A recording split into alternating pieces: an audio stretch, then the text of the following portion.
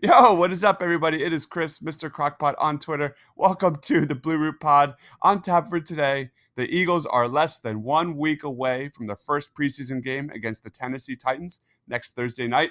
We're going to give a rundown of all the top standouts of Birds 24 and under, including Sidney Jones, Miles Sanders. You can find the Blue Root Pod on iTunes, on Spotify. Please leave a 5-star rating. Would be totally awesome. As always, go Birds, baby.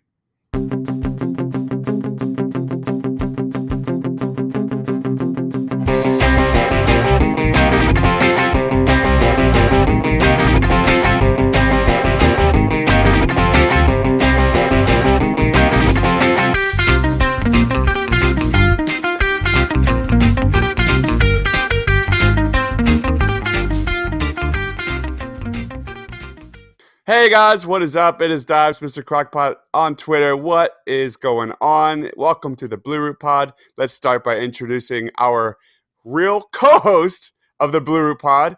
He is Booyah on Twitter. What is up, Matt?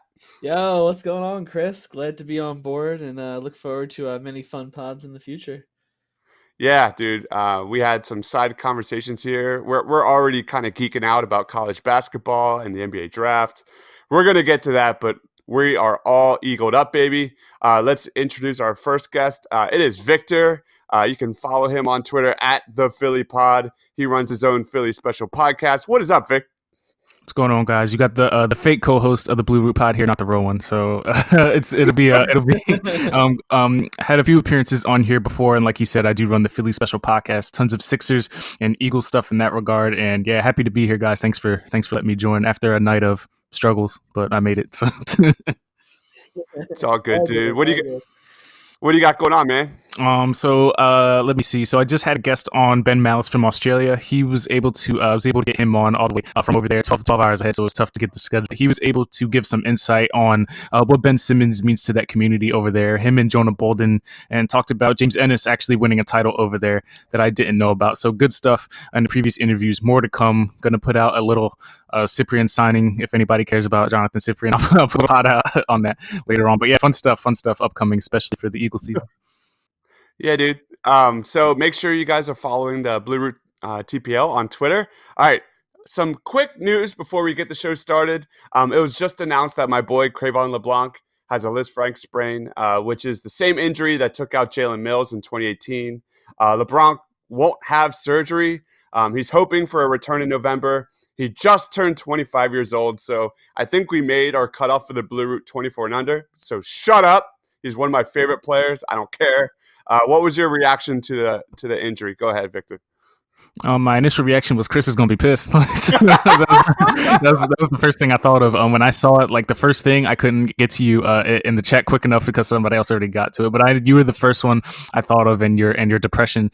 I just think Cravon is going to. I think he was going to have a hard enough time to find playing time as is, and now with this injury, it's going to be even harder for him to fit into the rotation, especially if Maddox and Sidney Jones excels like the way we think they are. It's going to be tough for Cravon to come back in the heat of the season and somehow find his way into the rotation, unless one of them gets hurt or struggles somehow. Agreed, man. Anything, Matt? My first reaction was maybe they knew about it already, and that's why they went out and got Cyprian as some extra help in the secondary. But it sucks. Philadelphia is no stranger to injuries to the young players, and hopefully he's back sooner than later. Last quick news before we get started. So we're all 4-for-4 fans here at the Blue Root. It was just announced that the Sixers will play the Milwaukee Bucks on Christmas Day. Matt, what was your immediate reaction to that? I am not going to be able to go to that game. My wife would kill me. Go ahead, Victor. Same lines. Yeah, I don't think I'll be able to go just for the family aspect. We all got kids. Chris, you'll have some soon. So you're going to be, from the family perspective, it's going to be tough to make it to that game. But also, just the importance of how the Sixers made it to this prominent to be on national primetime, not even just on ESPN in general, but actually on Christmas Day and a home game at that. So for all the capers out there that we hear month after month and week after week about the process not working and failing, and this is perfect proof right here that the process didn't actually fail. So those process people can probably celebrate this schedule more than anybody.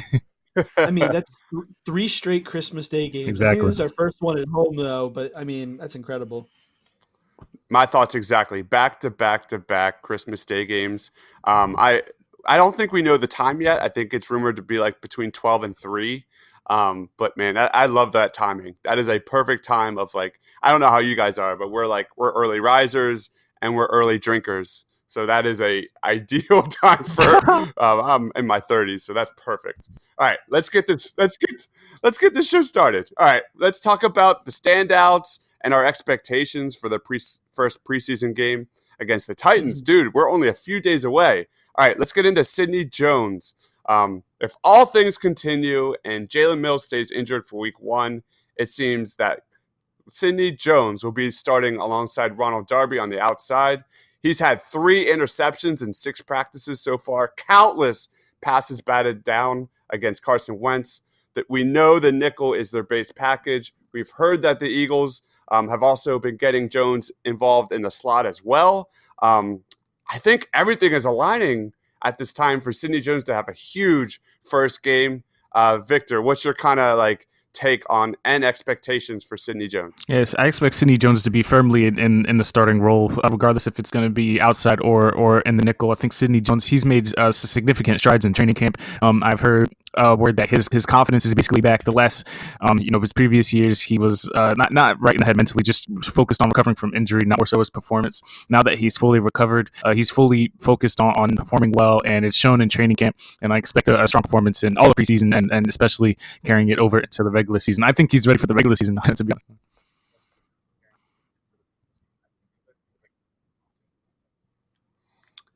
Go ahead, Matt. Um, I think the thing that impresses me most about Sidney Jones is, and I'm going to compare him to a basketball player because that's what I see in him.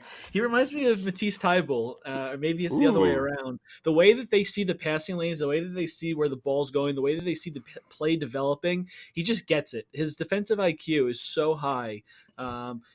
I mean, yeah, sometimes he's out of position, but when he is out in space and he knows where the ball's going, he's like a heat seeker. So if he can just clean up some of the big plays that he may let up just from a brief brain fart, I think he's going to be stellar.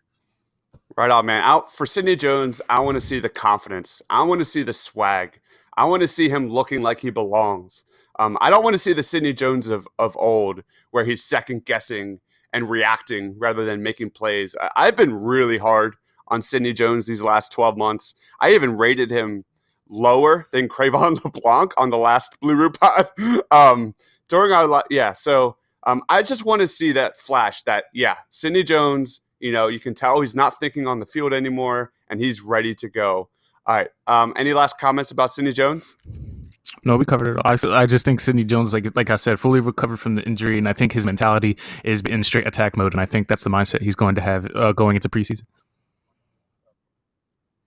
Let's go into Avonte Maddox. Make sure you check out Dan Morgan's preview post on Avonte Maddox on our site, on Twitter, at BlueRootTPL. First things first, the Eagles signed Jonathan Cyprien to a 1-year deal. I think was that yesterday.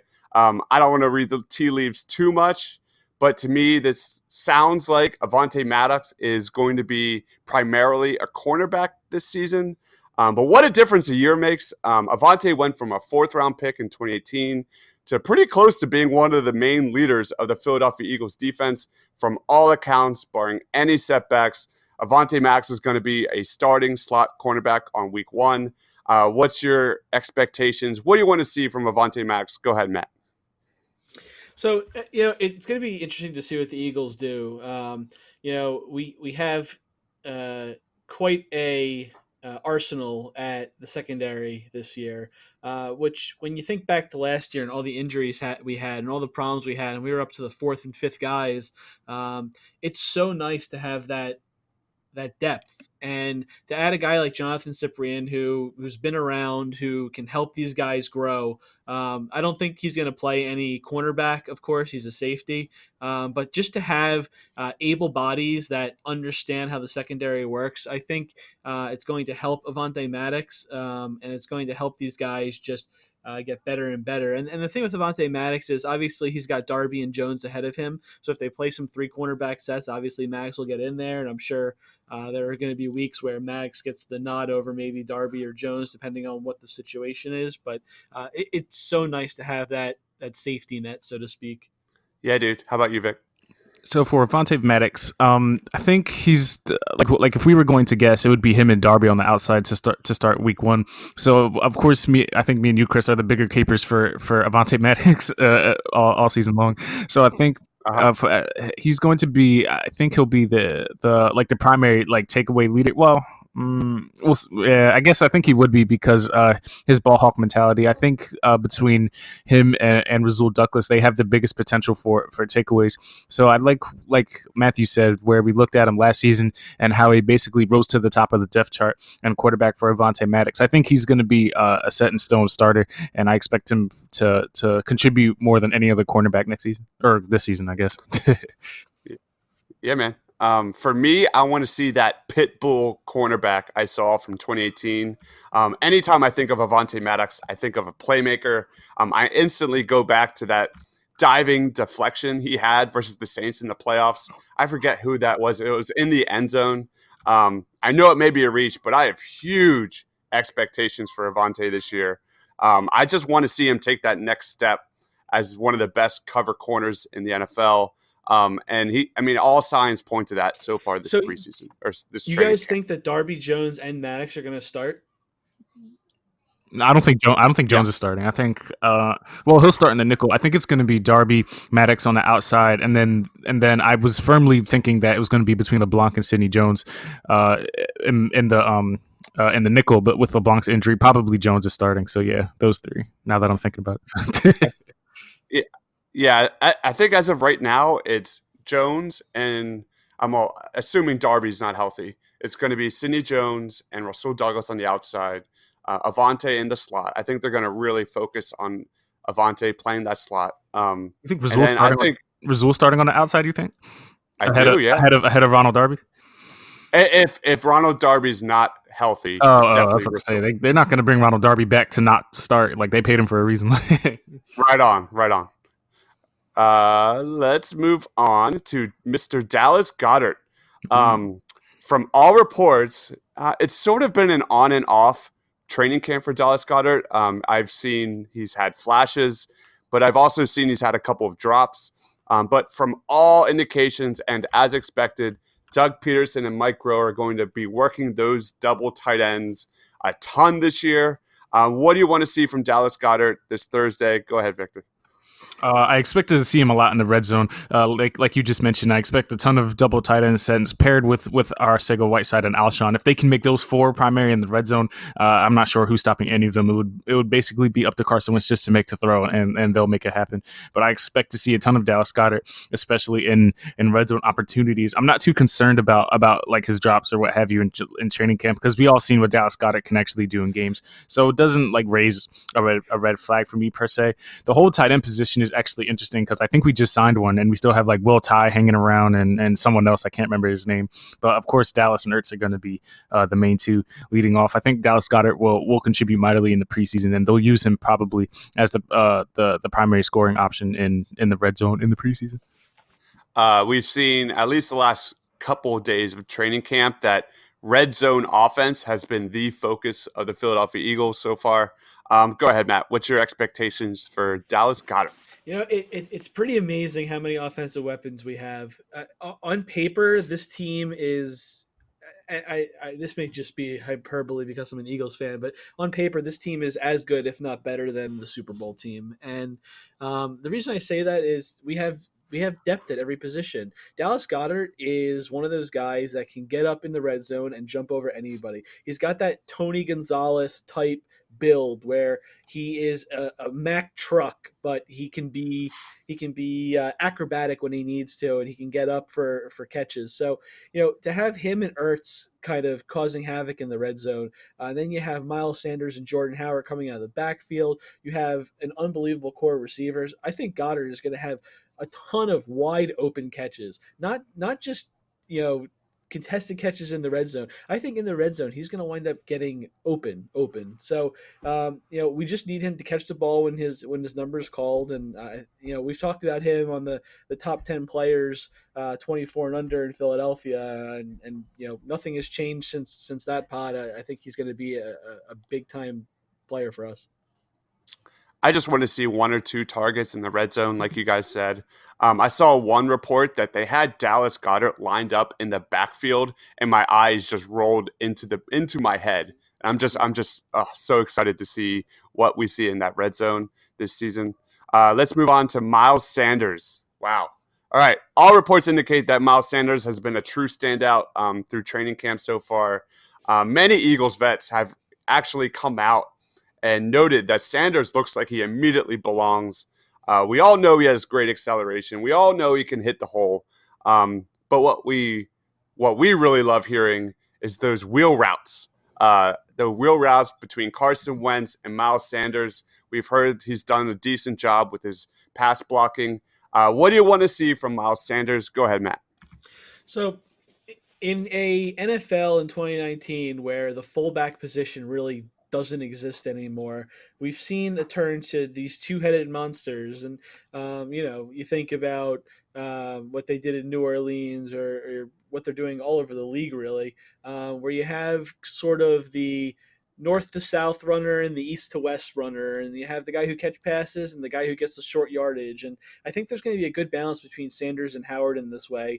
As long as Sanders stays healthy and shows that he can catch the ball, he's going to be our third down back. He's going to be our pass catching back. And I think you're going to see a lot of 2 tight end, 2 running back sets, which is going to cause so many problems for the defense. Sanders has shown in training camp that he has all the tools to be a stud. And the best part about Miles Sanders, and this goes to draft theory, but to not have to take a running back super high in the draft is such huge draft equity. Taking a guy, in the first few picks is about the riskiest thing you can do in football, taking a running back that high. And so Miles Sanders is definitely an exciting prospect, and hopefully he stays healthy and is a big contributor. Agree. How about you, Victor? I'm very excited about Miles Sanders. Like I was telling you guys prior to the recording, I expect him at least 3/4 through the season to overtake that running. Well, I don't mean overtake the role, like not saying that Jordan Howard will be terrible. I just think he'll be that effective. After missing the entirety of spring practices, it's good to hear that he's contributing well in training camp. He did have that injury scare, I believe, on Thursday. Peterson said that it wasn't anything to make note of. So that's also good. It's just a matter of who's gonna the biggest concern, well, not really concern, but the thing I think about is now that Sproles is back. So like for passing downs, like how is he gonna divide up the passing downs between Sproles and Miles Sanders? Like we always say, and we exhaust this topic, we don't want to see Aaron Sproles kind of exceed that 7-8 touches into that dangerous, get it or use him in passing downs. And I think that'll be effective in a passing game as long as they don't try to look at Sproles too much. So, and if I could just throw a little news nugget in here, Zach Berman, who covers the Eagles for The Athletic now, tweeted an hour ago that Miles Sanders is in pads, ready to practice after he left practice early on Thursday. So, looks like he's good to go. Sounds good. Love it. You guys pretty much nailed it on Miles. Let's move on to Andre Dilliard. It's been a very strong training camp for Andre Dilliard. He's been under the guidance of Jason Peters so far, and for the most part, he's held his own against those second, third string ends like Josh Sweat. All signs point to Dilliard being the future starting left tackle for the Eagles. I can't wait to see him in pads, getting his first opportunity at left tackle. Victor, anything in particular you're trying to see from Andre Dilliard? Yeah, I expect him to have his way with most of the second and third string offensive line that are going to be in there. Like you said, he's been tossing around our guys for the most part. Josh Sweat, most notably, he's been winning most of his matchups. He struggled, not really struggled, but he was trying to find his footing early in the 11-on-11s. But he's been consistent since then, and I think he's already the better left tackle than Vaitai and the guys. I think he'll have his way with the with most of the second and third string guys that are going to be preseason, and I think he's the most NFL ready guy that's going to be on the field in the upcoming preseason game. Everything we've heard is his athleticism is off the charts. I just can't wait to see Jason Kelsey and Andre Dillard just at that second level, in like a screen game. Oh my God. What's your expectations for Andre Dillard this first game? Go ahead, Matt. I expect big things from him. The players seem to all love him. Peters has clearly taken him under his wing. I want to see him battle with Mailata for that position. Having Dillard and Mailata both learning from Peters is going to be huge. It's so hard to have that pipeline in the NFL like you see in baseball or even basketball, where you have the guys who are not quite ready but get the work in, and it's really hard to develop those guys in the NFL because there's no minor league, there's nowhere to get them to play, so it's all in practice. And Dillard has all the skills to be a top offensive lineman in this league. And when you spend a first round pick, if I was a GM, I would spend it on linemen pretty much every single time, because you don't win football games without top linemen, and Dillard looks like he has all the tools to be that. Fully agree. Let's move on to Rasul Douglas, one of the standouts of training camp so far. He's definitely progressing. This is a guy that primarily dominated in a zone defense. They're gonna play him mostly on the outside from everything I've seen so far. Victor, what's your expectations for Rasul? I want to see some of the same ball hawk abilities that we saw last season.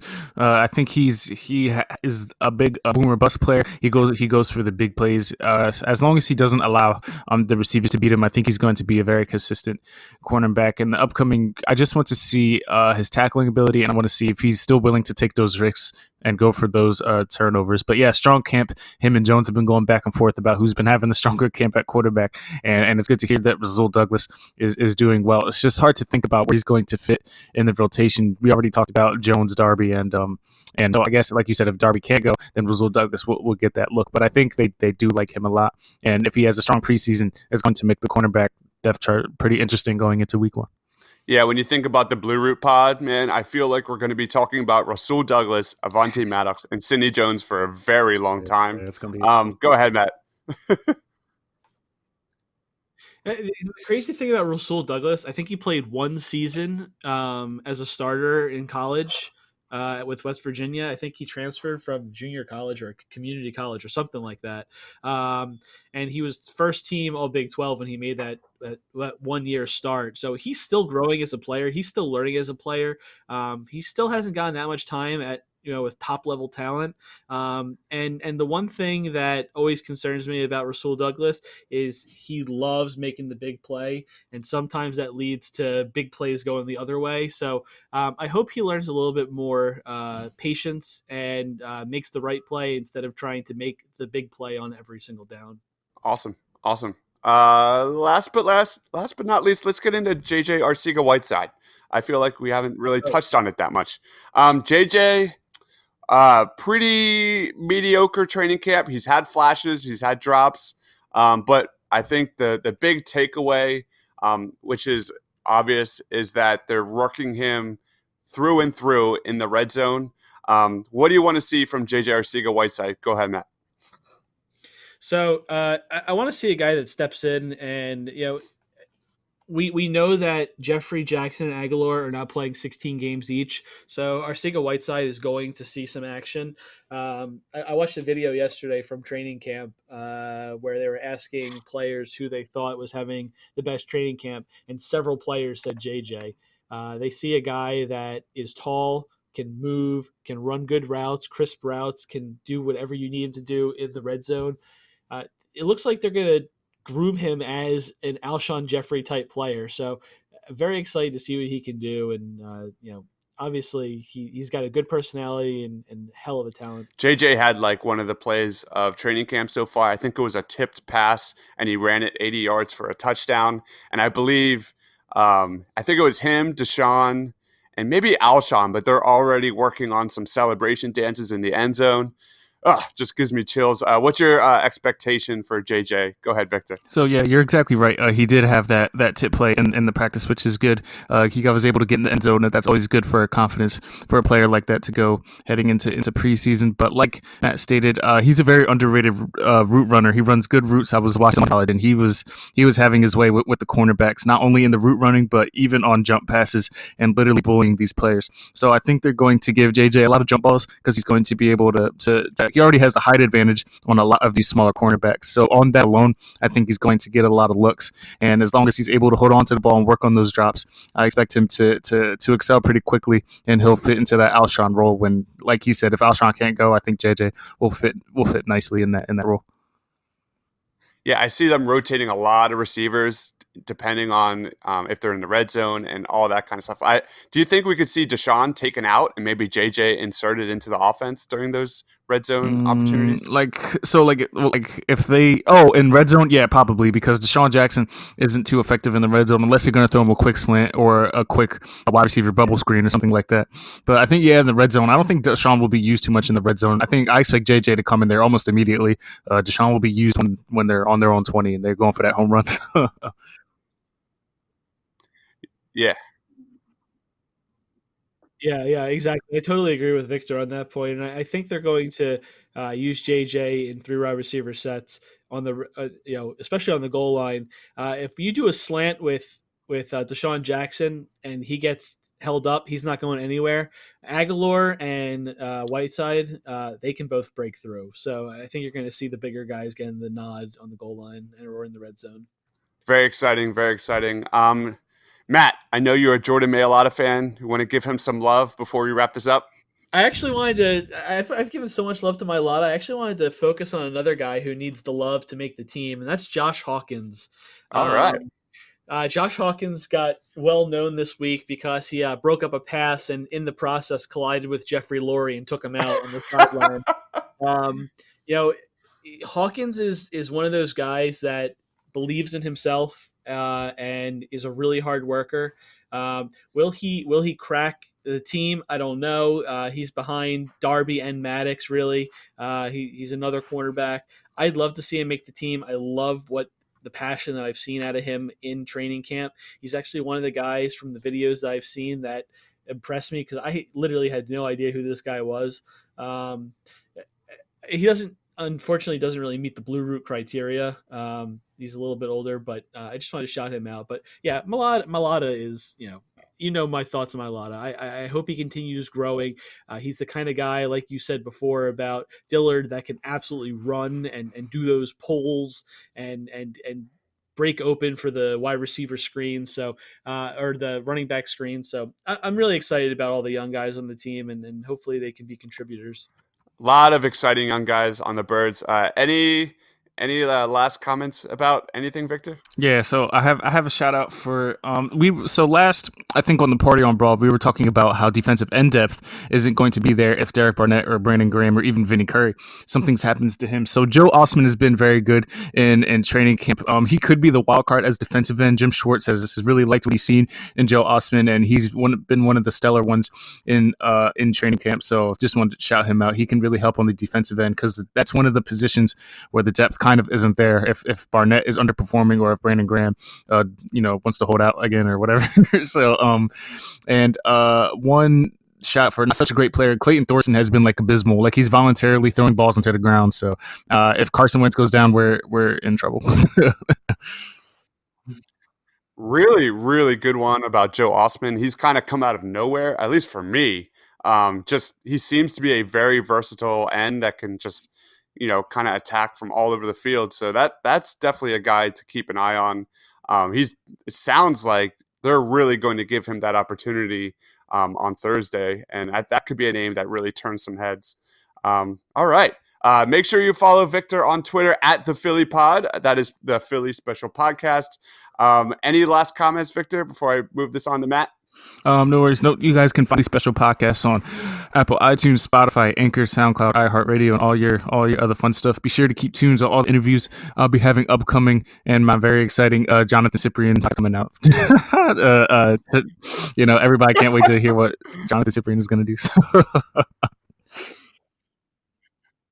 I love it. All right. And Matt, make sure you follow Matt on Twitter at Pure Booyah. He is now the co-host of the Blue Root Pod. Matt, any last comments? Just excited to see some Eagles football. I think we'll see a lot of Nate Sudfeld, and I'm okay with that. All right. I'm Chris, Mr. Crockpot on Twitter. Make sure you follow the Blue Root on Twitter at Blue Root TPL. For Victor, for Matt, for myself, thank you guys for listening. Go Birds, baby.